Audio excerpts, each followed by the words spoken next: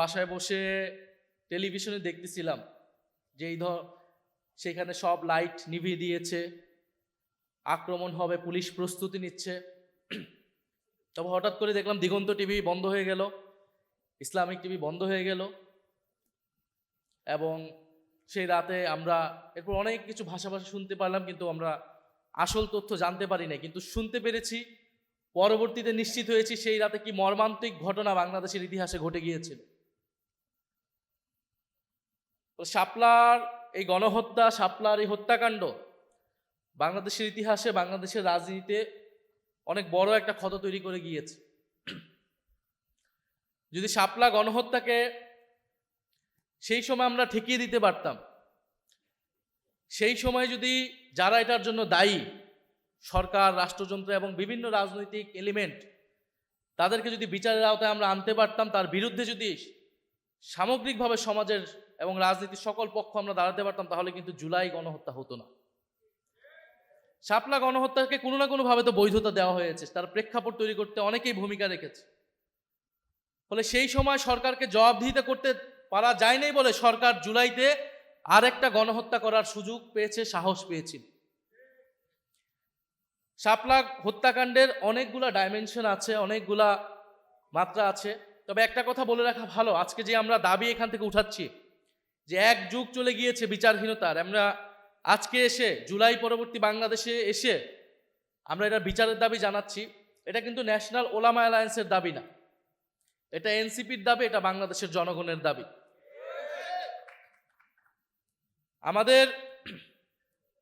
আমরা জানি 13 সালের প্রেক্ষাপটটা, যে 2013 সালে যুদ্ধাপরাধীর বিচারের দাবিতে একটা আন্দোলন শুরু হলো, এবং শেখ হাসিনা সরকারের রাষ্ট্রীয় পৃষ্ঠপোষকতা সে আন্দোলনকে উস্কানি দেওয়া হলো বিরোধী দলকে, বিরোধী মতকে দমন পীড়নের জন্য। জামাত ইসলামী নেতাদেরকে সেই সময় হত্যাকাণ্ড করার একটা প্ল্যাটফর্ম হিসেবে একটা স্টেজ করা হলো শাহবাগের আন্দোলনকে, এবং সেই আন্দোলনে ইসলাম বিদ্বেষকে প্রশ্রয় দেওয়া হলো। খুব স্বাভাবিকভাবে এদেশের ধর্মপ্রাণ মানুষ, ধর্মপ্রাণ মুসলমান, তার ইসলাম এবং রাসূল সাল্লাল্লাহু আলাইহি সাল্লামকে নিয়ে যখন কথা বলা হবে, কটূক্তি করা হবে, তারা তার বিরুদ্ধে দাঁড়াবেই। এবং আপনারা তথ্যচিত্র দেখবেন, হেফাজত সেই সময় অনেকবার বলেছে যে যুদ্ধাপরাধীর বিচার নিয়ে কিন্তু তাদের কোনো ইস্যু ছিল না। তাদের ইস্যুটা যে এখানে ইসলামের বিরুদ্ধে যারা কটূক্তি করে তারা এইখানে এই আন্দোলনটাকে নেতৃত্ব দিচ্ছে, এবং ইসলাম বিরোধী নানান ধরনের বক্তব্য সেখান থেকে আসছে, এবং তারা তাদের একটা দাবি দাওয়া নিয়ে নাগরিক অধিকারের জায়গা থেকে তারা ঢাকা শহরে এসেছিল, সমাবেশ করেছিল। আপনি 13 দফা সমর্থন করতে পারেন, নাও করতে পারেন, কিন্তু সমাজের কোনো অংশ যদি তার মত প্রকাশের অধিকার, তার একটা দাবি দাওয়া পেশ করতে চায়, রাষ্ট্রে তার অধিকার আছে। আপনি 13 দফার সমর্থন করেন কিংবা করেন না, কিন্তু আপনি কখনোই তাদের ওপর হত্যাকাণ্ডকে, তাদের উপর দমন পীড়নকে আপনি সমর্থন করতে পারেন না একটা রাষ্ট্রে। নিরস্ত্র নিরপরাধ ঘুমন্ত মানুষের উপরে, প্রতিবাদকারীদের উপরে দমন পীড়ন চালানো, গুলি চালানো আন্তর্জাতিক আইন, যে কোনো আইন অনুযায়ী এটা মানবতা বিরোধী। এবং আমরা দেখেছি সেই মানবতা বিরোধী অপরাধের পরে, হত্যাকাণ্ডের পরেও সংসদে দাঁড়িয়ে শেখ হাসিনা কিরকম নির্লজ্জ মিথ্যাচার করেছিল, এবং সেই সময় পত্রিকাগুলো কি ধরনের রিপোর্ট করেছিল আমরা কেউ কিন্তু ভুলে যাইনি। সেই ডকুমেন্টস এখনো আছে। হেফাজতের তাণ্ডব বলে প্রচার করা হয়েছিল, যারা ভিকটিম তাদেরকে অপরাধী হিসেবে প্রচার করা হয়েছিল, তাদেরকে সন্ত্রাসী হিসেবে প্রচার করা হয়েছিল। এবং এটাও আসলে 13 সালে হুট করে হয়েছে এরকম না। বাংলাদেশে ওয়ার অন টেরর প্রজেক্টের সময় থেকেই এই দেশের দাড়ি টুপি, মাদ্রাসা, আলেম ওলামাকেই এক ধরনের জঙ্গি হিসেবে চিত্রিত করার প্রবণতা আমাদের মিডিয়া সহ নানান জায়গায় আমরা দেখেছি। এবং দক্ষিণ এশিয়ায় এর সাথে আরো যুক্ত হয়েছে হিন্দুত্ববাদ। ফলে আমাদের স্বাভাবিকভাবে সাধারণ মুসলমান অনেকেই দাড়ি রাখেন, অনেকেই রাখেন না, আমাদের আলেম ওলামা, মাদ্রাসা ছাত্র, তাদেরকে আদারাইজ করে ফেলা, তাদেরকে সমাজ থেকে বিচ্ছিন্ন করে ফেলা, যেন বা তারা সমাজের ভিতরে অন্য একটা সেগমেন্টের লোক, কিন্তু তারা তো আমাদের সমাজেরই অংশ, আমাদের ভাই বন্ধু, আমাদের আত্মীয় স্বজনরাই তো মাদ্রাসায় পড়ে। আমরা কেউ স্কুল কলেজে পড়েছি, আমার ভাই বোনেরা কেউ মাদ্রাসায় পড়েছে। ফলে এই যে তাদেরকে আলাদা করে দেওয়ার একটা রাজনীতি, সমাজকে বিভাজিত করে দেওয়া হয়েছে এই রাজনীতির মাধ্যমে, এটার একটা রূপ আমরা দেখেছি 13 সালে শাপলা এবং শাহবাগের মধ্য দিয়ে, এবং এর ফায়দা নেওয়ার চেষ্টা করেছে সেই সময়ের ফ্যাসিস্ট সরকার, শেখ হাসিনার সরকার। আমি আরেকটা কথা বলতে চাই যে আমার ব্যক্তিগত মত হচ্ছে রাজনৈতিক লড়াই এর দায়িত্ব আসলে রাজনৈতিক দলগুলোর। সেই সময় শাপলা এক ভাই বলেছেন যে বিএনপি তাদের সাথে ছিলেন, হেফাজতের সাথে ছিলেন, অবশ্যই সাথে ছিলেন, সাথে ছিল বিএনপি, কিন্তু বিএনপির ভূমিকা আসলে কিরকম ছিল এইটা আসলে এই সময়ে এসে এটা বিশ্লেষণের দাবি রাখে। দেশের জনগণের একটা বড় অংশ যখন বিপদগ্রস্ত, এরকম একটা রাজনৈতিক হত্যাকাণ্ড হচ্ছে, রাজনৈতিক দল হিসেবে, বিরোধী দল হিসেবে বিএনপির উচিত ছিল সেই আন্দোলনে নেতৃত্ব নেওয়া, আরো বোল্ড ভূমিকা রাখা। আমরা বিভিন্ন সময় দেখি মাদ্রাসার ছাত্রদের, আলেম ওলামাদেরকে রাজনৈতিকভাবে ব্যবহার করা হয়। এই যে মৃত্যুর মুখে, গুলির মুখে ঢাকা শহরে এনে মাদ্রাসার ছাত্রদেরকে ঠেলে দেওয়া হলো, এর দায় কি বাংলাদেশের সেই সময়ের সকল রাজনৈতিক দল নেবে না? অবশ্যই আমি মনে করি নেওয়া উচিত। অবশ্যই ফ্যাসিস্ট সরকার, তার যৌথ বাহিনী, তার পুলিশ বাহিনীর এটার দায়, কিন্তু আমাদের রাজনৈতিক দলগুলার যদি আরো রাজনৈতিক ভূমিকা থাকতো, সক্রিয় ভূমিকা থাকতো, তাহলে হয়তো এই ধরনের হত্যাকাণ্ড আমরা এড়াতে পারতাম।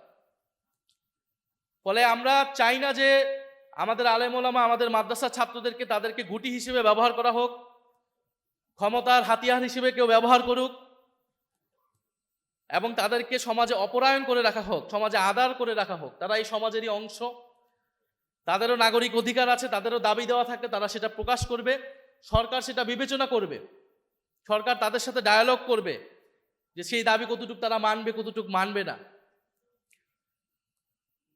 আমাদের মাদ্রাসার ছাত্র, আলেম ওলামা, তাদেরকে যে ভিন্নভাবে জঙ্গি হিসেবে চিত্রিত করা, এই প্রবণতা থেকে আমাদের সমাজ, আমাদের রাষ্ট্র, আমাদের শিক্ষিত সমাজ, রাজনৈতিক দল, আমাদের সবাইকেই বের হতে হবে। এবং আমি সংসদের শেষ বক্তব্য বলেছি, এই দেশের জঙ্গিবাদের উপাদান থাকতে পারে, জঙ্গি প্রবণতা যদি থাকে সেটাকে সঠিকভাবে চিহ্নিত করে সেটাকে আইনের ভিত্তিতে সমাধান করা উচিত।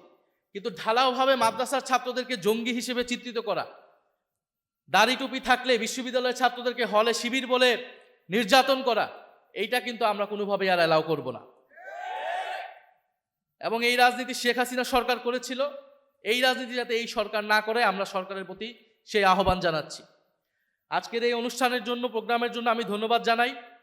এবং আমাদের আজকের এখান থেকে বক্তব্যটা খুবই সুস্পষ্ট যে এখানে একটা মানবতা বিরোধী অপরাধ হয়েছিল 2013 সালে, এবং আমরা এখনো দেখি বিভিন্নভাবে ইনিবিনে বলার চেষ্টা করা হয় বিভিন্ন জায়গা থেকে যে আসলে মানবতা বিরোধী হত্যাকাণ্ড হয়নি, তেমন কেউ আসলে মারা যায়নি।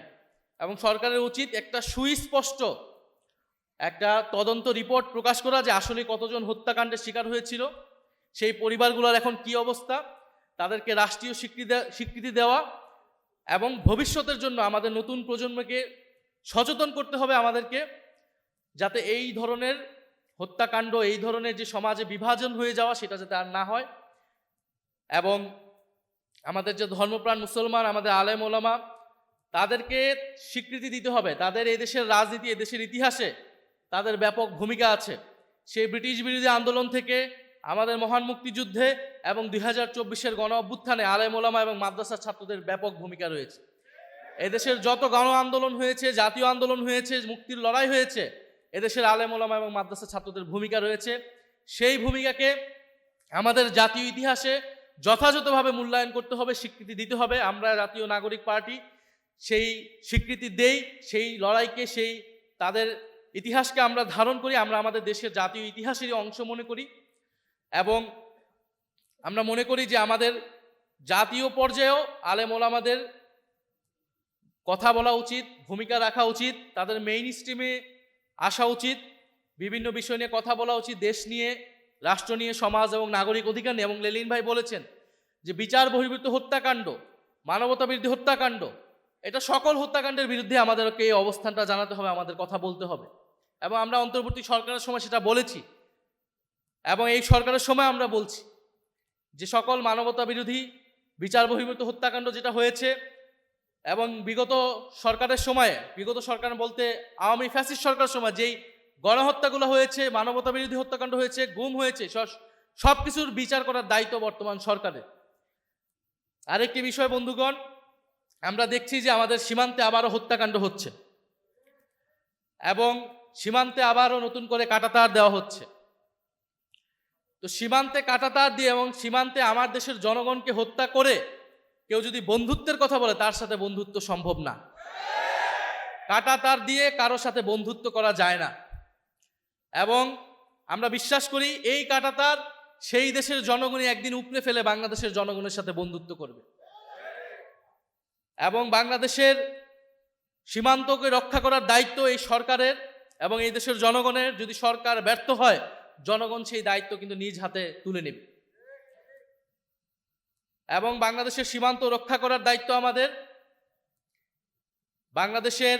আমাদের নদীর যে পানির ন্যায্য হিস্সা, সেটা আদায় করার দায়িত্ব আমাদের। সরকারের প্রতি আমাদের আহ্বান থাকবে, সরকার এই বিষয়গুলোতে দৃষ্টিপাত করবে।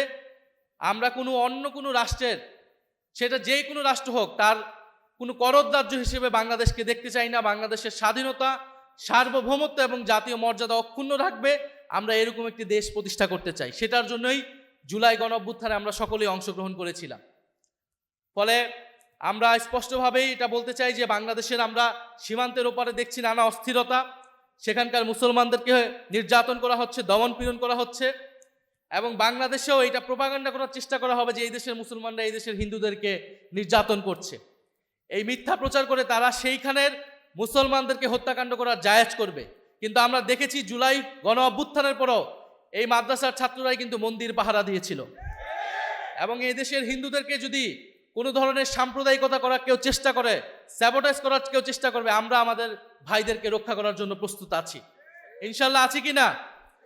এদেশের মুসলমান, হিন্দু, বৌদ্ধ, খ্রিস্টান সবাইকে সবার নাগরিক অধিকার সুরক্ষায় আমরা কাজ করব এবং এদেশের স্বাধীনতা, সার্বভৌমত্ব এবং ইসলাম রক্ষায় আমরা কাজ করব। ধন্যবাদ সবাইকে। এবং জাতীয় ওলামা অ্যালায়েন্সকে আবারও ধন্যবাদ জানাচ্ছি। জাতীয় ওলামা অ্যালায়েন্সের সম্মানিত আহ্বায়ক আশরাফ মাহাদি ভাই, সম্মানিত সদস্য সচিব সানাউল্লাহ ভাই, তাদেরকে ধন্যবাদ জানাচ্ছি। জাতীয় ওলামা অ্যালায়েন্স সারা দেশে কাজ করছে, তরুণ আলেমদেরকে সংগঠিত করছে, কাজ করছে। আমরা মনে করি জাতীয় নাগরিক পার্টি, এনসিপি, আলেম ওলামা এবং মাদ্রাসার ছাত্রদের যে অধিকার, সেই অধিকার নিয়ে আমরা কথা বলবো এবং শাপলা গণহত্যার বিচার আমরা দ্রুত সময়ের মধ্যে দেখতে পারবো বলে আমরা আশা রাখছি। ধন্যবাদ সবাইকে। আসসালামু আলাইকুম।